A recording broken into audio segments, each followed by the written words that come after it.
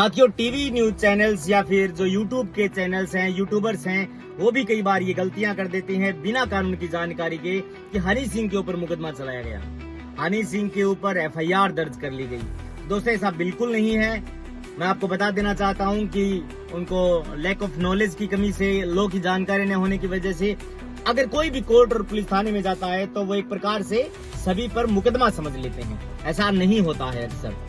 तो दोस्तों नमस्कार, मेरा नाम दीपक कुलड़िया है। मैं पीसीसी एडवोकेट हूं और भादरा सेशन कोर्ट में वकालत करता हूं।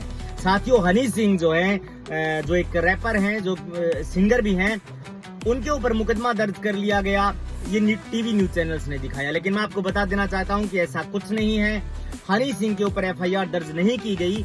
हनी सिंह के ऊपर जो है, हनी सिंह के गाने को लेकर के, जो मनी एक्ट गाना है, उसको लेकर के भोजपुरी एक्टर्स जो है नीतू चंद्रा, वो हाई कोर्ट चली गई थी। और हाई कोर्ट चली गई थी वो PIL में, यानी कि पब्लिक इंटरेस्ट लिटिगेशंस, यानी कि जनहित याचिका।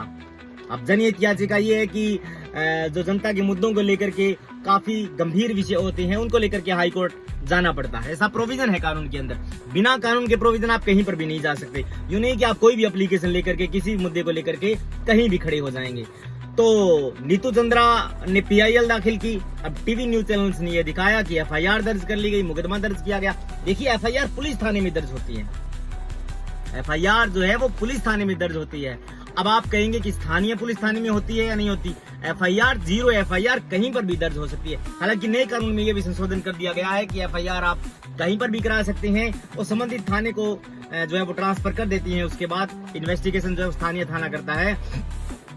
और पुलिस एक एजेंसी है, जांच तो बड़ी एजेंसीज भी कर सकती हैं, लेकिन एफआईआर पुलिस थाने में होती है।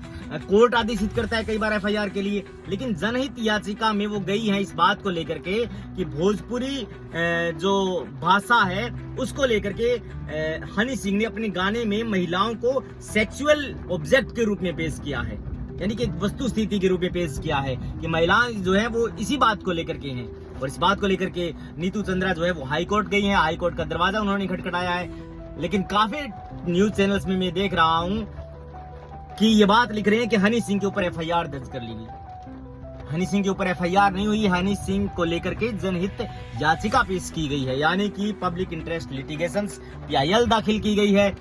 उसका फैसला कोर्ट को करना होता है। आगामी तारीख पेशी चलती रहती है। कोर्ट ये डिसीजन लेता है कि वास्तव में ये केस सुनने योग्य है भी या नहीं। तो इसलिए दोस्तों, आप फैक्ट्स चैनल को जो है वो फॉलो करिए।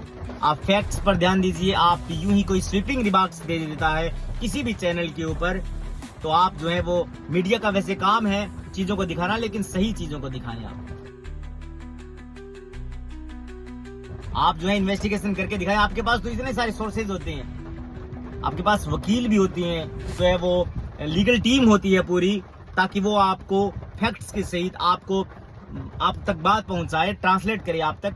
क्योंकि लॉ जो है वो इतना आसान नहीं है कि आप कोई भी कागज को लेकर के ये कहेंगे कि एफआईआर दर्ज कर ली गई है। पुलिस थाने में भी कई बार एप्लीकेशन लेकर के जाते हैं लोग, जरूरी नहीं कि उस पर एफआईआर होती है। हो सकता है राजीनामा हो जाए, कॉग्निजेबल ऑफेंस ना बनता हो, कॉग्निजेबल ऑफेंस को लेकर के एफआईआर दर्ज करनी पड़ती है। थैंक यू दोस्तों, इसी जानकारी को लेकर के मैं आप लोगों के बीच में साझा हुआ था। हालांकि काफी फर्क है एक एफआईआर में और पब्लिक इंटरेस्ट लिटिगेशन में। और अगर एफआईआर भी किसी के ऊपर हो जाती है तो कोई जरूरी नहीं कि वो पुलिस थाने में भी जाए। हो सकता है वो एफआईआर क्वेश के लिए चला जाए, पहले हाई कोर्ट चला जाए।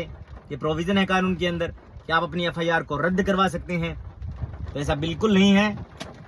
तो बी अवेयर दोस्तों। Thank you.